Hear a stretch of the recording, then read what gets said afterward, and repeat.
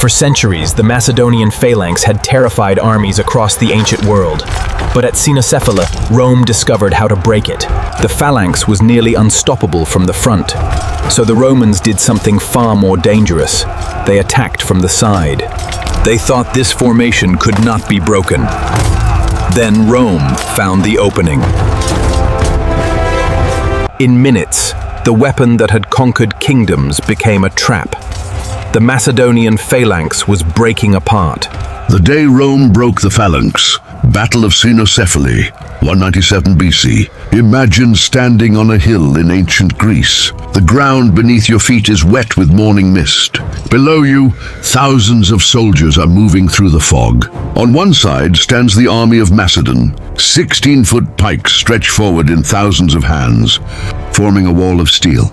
On the other side are the Roman legions, smaller units, shorter weapons, more freedom to move. And between them lies a battlefield neither army can fully see. Then the fog begins to lift, and suddenly, two military systems that have dominated the ancient world are about to collide. One will survive. The other will begin to disappear from history. This is the Battle of Cynoscephalae, 197 BC. And what happened here would prove that sometimes the most powerful formation on Earth can be defeated by something much more flexible. For centuries, the Macedonian Phalanx had been one of the most terrifying formations in ancient warfare. Its soldiers, known as phalangites, stood shoulder to shoulder. Their long sarissas extended far beyond the front ranks. From a distance, the formation looked almost impossible to attack. A Roman soldier approaching it would not see one spear. He would see dozens, a moving wall of wood and iron. But the Phalanx had a weakness. It was incredibly powerful when it remained together, and incredibly vulnerable when it didn't. The Romans had a very different system. Instead of one enormous block, the Roman army was divided into smaller tactical units. These units could move independently. They could open gaps, change direction, reinforce another part of the battlefield, and attack from unexpected angles. The Macedonian army depended on cohesion. The Romans depended on flexibility. For years, the two systems had developed almost separately. Now in the hills of Thessaly, they were about to meet.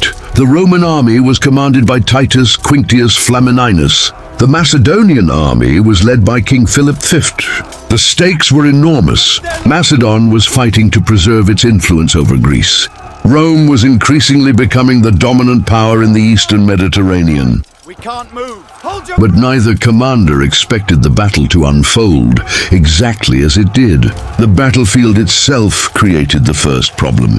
Cynoscephalae was not a perfectly flat plain. It was a landscape of ridges, slopes, and uneven ground. And for a phalanx, uneven ground could be dangerous. A perfectly organized formation could become separated. Ranks could lose alignment. Units could struggle to maintain the same speed. And once gaps appeared, the Roman legion could exploit them. On the morning of the battle, the two armies were not even fully deployed. Mist covered the hills. Scouts and light troops began moving through the fog. Small clashes erupted, then another, then another. At first it looked like a minor skirmish, but behind those first soldiers, something much larger was happening. The main armies were moving toward the same ground. Neither side could see the entire battlefield. And that uncertainty was about to become decisive. Macedonian troops began reaching the ridgeline. Philip V reacted quickly. He ordered his phalangites forward. The long pikes came down. Thousands of men began moving as one. The Macedonian formation started pushing downhill. And suddenly, the Roman left wing was under enormous pressure. The phalanx hit the Romans like a moving wall. Roman soldiers struggled to close the distance. Every time they tried to advance, they faced rows of sarissas projecting toward them. The Roman left began to give ground. For a moment, it looked as if Philip had found the answer. The legendary Macedonian formation was doing exactly what it had been designed to do.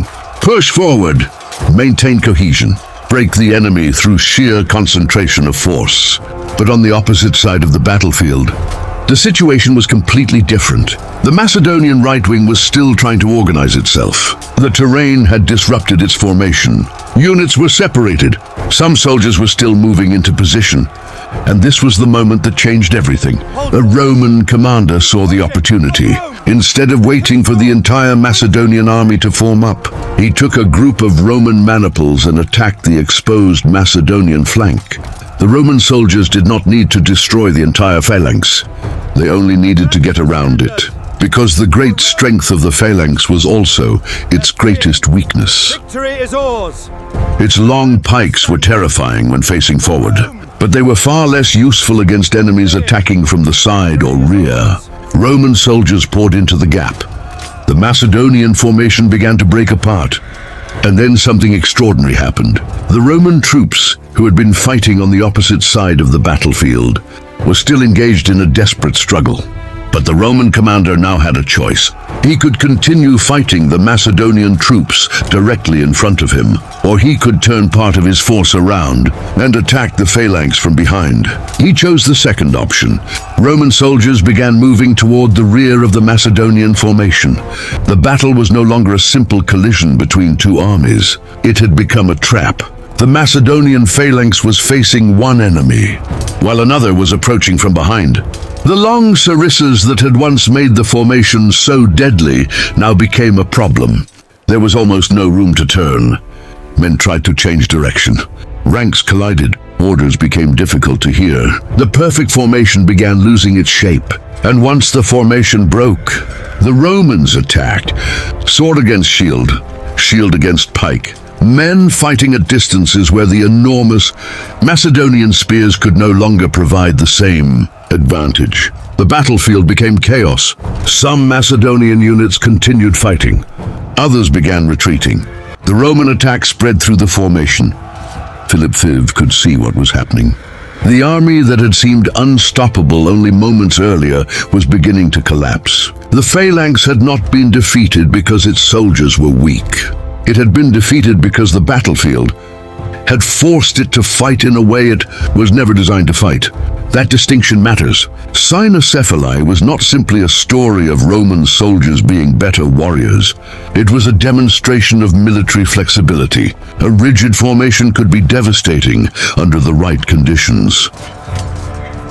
But when those conditions disappeared, its strength could become its weakness. By the end of the battle, the Macedonian army had suffered a major defeat.